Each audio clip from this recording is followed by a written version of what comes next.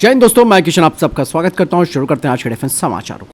दोस्तों, रक्षा मंत्रालय और एचएएल की एक टीम मॉस्को में पहुंची है, जहां उन्होंने यूईसी सैल्यूट इंजन फैक्ट्री का दौरा किया, जहां रशिया ने भारत को अपने पावरफुल इजरायली 177S इंजन को दिखाया। ये इंजन Su-30 MKI और Su-57 फाइटर जेट्स के लिए काफी खास माना जा रहा है। भारत इस इंजन को अपने सुपर सुखोई अपग्रेड प्रोग्राम पर लगाने का विचार कर रहा है। यहाँ पर दोस्तों, भारत मौजूदा AL-41 F1S इंजन से खुश नहीं है, इसीलिए इस नए 177S इंजन को एक बेहतर ऑप्शन के तौर पर भारत देख रहा है, क्योंकि ये इंजन दोस्तों काफ़ी ज़्यादा थ्रस्ट देता है। इस इंजन में फैटिक सिस्टम है, जिससे कि ये इंजन खुद को ज़रूरतों के हिसाब से एडजस्ट कर सकता है और देखभाल में भी कम से कम 30% की कमी आती है।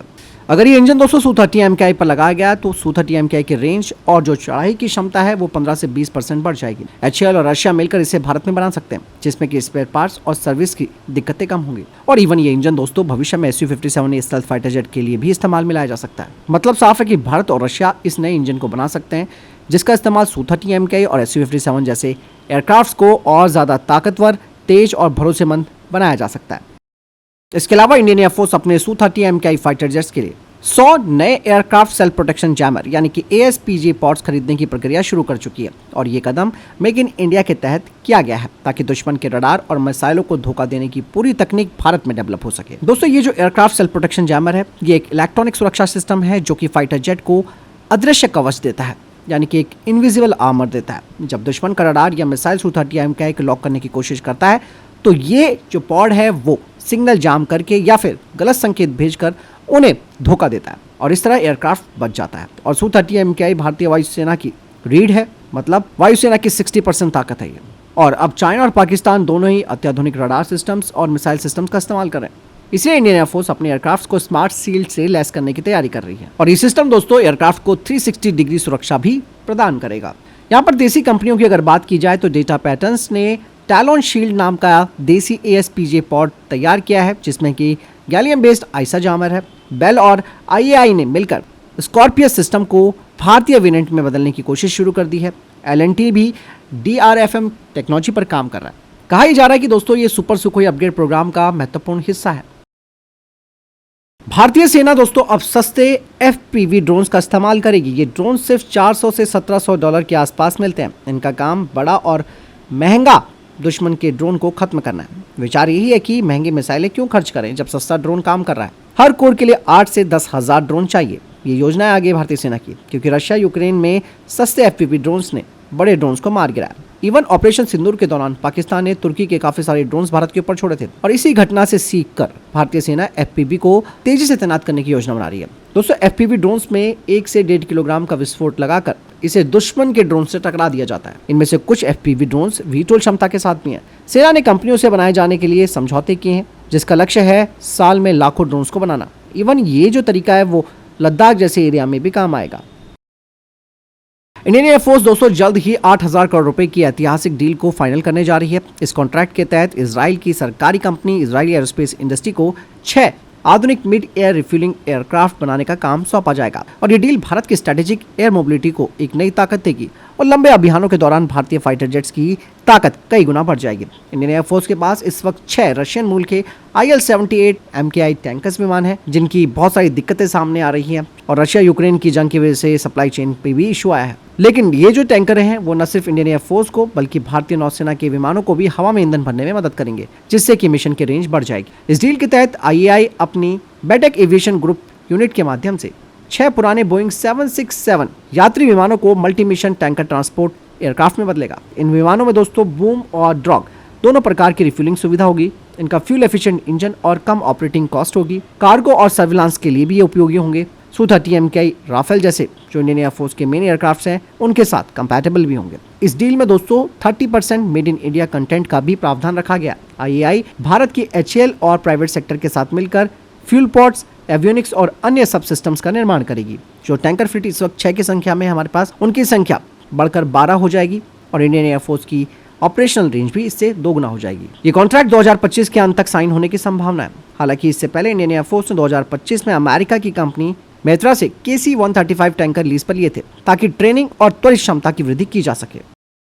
दोस्तों, इंडियन एयरफोर्स भी अब बड़े पैमाने पर स्वार्म ड्रोन्स को डिप्लॉय करने की दिशा में एक बड़ा स्टेप उठा चुकी है। दरअसल 800 स्वाम अनमैन्ड म्यूनिशन सिस्टम के लिए रिक्वेस्ट फॉर प्रपोजल जारी किया गया है। यह सिस्टम 350 किलोमीटर से अधिक दूरी पर सटीक हमला करने और दुश्मनों के एयर डिफेंस सिस्टम को ओवरवेल्म करने के मकसद से डिजाइन किए जा रहे हैं। दरअसल इंडियन एयरफोर्स जिन 800 SUMS यूनिट्स को खरीदना चाहती है, जिसमें कि हर यूनिट में कम से कम 20 ड्रोन होंगे। उद्देश्य दुश्मन के रडार एयर डिफेंस सिस्टम्स को भारी संख्या में ड्रोन से चकमा देकर उनके हाई वैल्यू वाले टारगेट्स को नष्ट करना है। यह प्रोजेक्ट मेक इन इंडिया के तहत होगा। जो टेक्निकल स्पेसिफिकेशन उसके तहत कम से कम 20 ड्रोन पर सिस्टम होंगे। रेंज 350 किलोमीटर जैसे मैंने बताई, और ये कम से कम 30 मिनट तक लॉइटर करने में सक्षम होने चाहिए।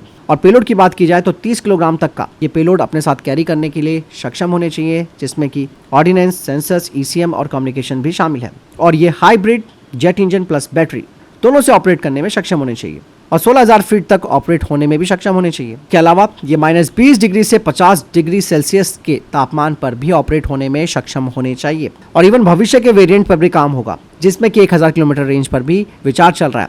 ये एयर लॉन्च ऑप्शन दोस्तों C-130 जैसे एयरक्राफ्ट से डिप्लॉय किए जा सकते हैं। वहीं दोस्तों मझगांव डॉक शिप बिल्डर ने स्वान डिफेंस एंड हेवी इंडस्ट्री के साथ लैंडिंग प्लेटफॉर्म डॉक्स यानी कि LPD के डिजाइन और निर्माण के लिए टीमिंग एग्रीमेंट पर साइन किया है। ये साझेदारी डिफेंस शिप्स के निर्माण में पब्लिक प्राइवेट सिनर्जी को मजबूत करेगी और आत्मनिर्भर भारत की दिशा में भी ये एक ठोस कदम साबित होगी। लैंडिंग प्लेटफॉर्म डॉक्स दोस्तों नौसेना की एम्फीबियस ऑपरेशन क्षमताओं को बढ़ाने के लिए काफी महत्वपूर्ण होंगे, जो कि सैनिकों, टैंक और हेलीकॉप्टर को दूरस्थ तटीय इलाकों तक पहुंचा सकते हैं। भारतीय सेना ने अपने पहले स्वदेशी रूप से डिजाइन और निर्मित सॉफ्टवेयर डिफाइंड रेडियोस की खरीद के लिए कॉन्ट्रैक्ट साइन किया। ये SDRs DRDO के द्वारा विकसित और भारत इलेक्ट्रॉनिक्स लिमिटेड के द्वारा निर्मित है। हाई डेटा फ्रीक्वेंसी और मोबाइल एड हॉक नेटवर्क क्षमताओं से लैस ये एडवांस SDRs सेना की सुरक्षित और रियल टाइम कम्युनिकेशन क्षमता को नई ताकत देंगे। इसके साथ ही ये सिस्टम सेना की नेटवर्क सेंट्रिक सूचना प्रदान युद्ध क्षेत्रों में ऑपरेशनल रेडीनेस को भी मजबूत करेगा। दोस्तों DRDO ने जिस नए man portable anti tank missile को बनाया, ये हल्का, कंधे से दागे जाने वाला टैंक भेदी मिसाइल सिस्टम है और सेना में इसे 2026 तक शामिल कर लिया जाएगा। बता दें कि इसे 2 सैनिक चला सकते हैं। पूरा सिस्टम 30 किलोग्राम से भी कम वजन का है। मिसाइल का वेट 14.5 किलोग्राम और लॉन्च यूनिट है 14.25 किलोग्राम की और इसकी रेंज 200 मीटर से लेकर 4000 मीटर तक है। इसमें इमेजिंग, इंफ्रारेड सीकर और रेडियो गाइडेंस है, यानी कि दिन और रात में निशाना लगा सकता है। ये फायर एंड फॉरगेट है। वॉरहेड की बात की जाए तो इसमें टेंडम हीट है, यानी कि आधुनिक टैंकों के कवच को भी ये भेज सकता है। ये टॉप अटैक मोड में भी काम कर सकता है। दोस्तों टाटा एडवांस सिस्टम लिमिटेड ने साफरन एयरक्राफ्ट इंजन के साथ मिलकर हैदराबाद के आदि बाटला स्थित Tata centre of excellence for aero engines में एक अत्याधुनिक मैन्युफैक्चरिंग फैसिलिटी का उद्घाटन किया। इस नई फैसिलिटी में CFM लीप इंजन के लिए कॉम्प्लेक्स रोटेटिंग पार्ट्स बनाए जाएंगे। ये अत्याधुनिक मशीनिंग और स्पेशल प्रोसेस को एक ही छत के नीचे किया जाएगा। ये भारत में एरो इंजन निर्माण के क्षेत्र में एक बड़ा कदम माना जा रहा है, जिससे कि देश में एयरक्राफ्ट इंजन निर्माण क्षमता और मेक इन इंडिया पहल को और मजबूती मिलेगी। वहीं दोस्तों मॉस्को में HAL और रशिया की public joint stock company United aircraft corporation ने एक महत्वपूर्ण MOU साइन किया है। ये समझौता भारत में सिविल कम्यूटर एयरक्राफ्ट SJ-100 के प्रोडक्शन से जुड़ा है।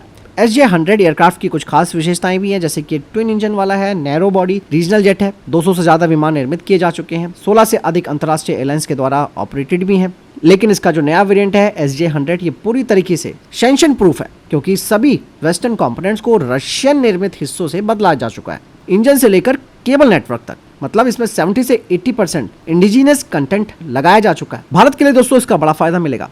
HAL को भारत में SJ-100 प्रोडक्शन के अधिकार मिल चुके हैं। इसके जरिए इस एयरक्राफ्ट को भारत की उड़ान परियोजना के तहत ऑपरेट किया जाएगा। मतलब शॉर्ट हॉल रीजनल कनेक्टिविटी के लिए इसे तैनात किया जाएगा और ये भारत की पैसेंजर एयरक्राफ्ट मैन्युफैक्चरिंग में दशकों के बाद वापसी का एक सिंबल भी है।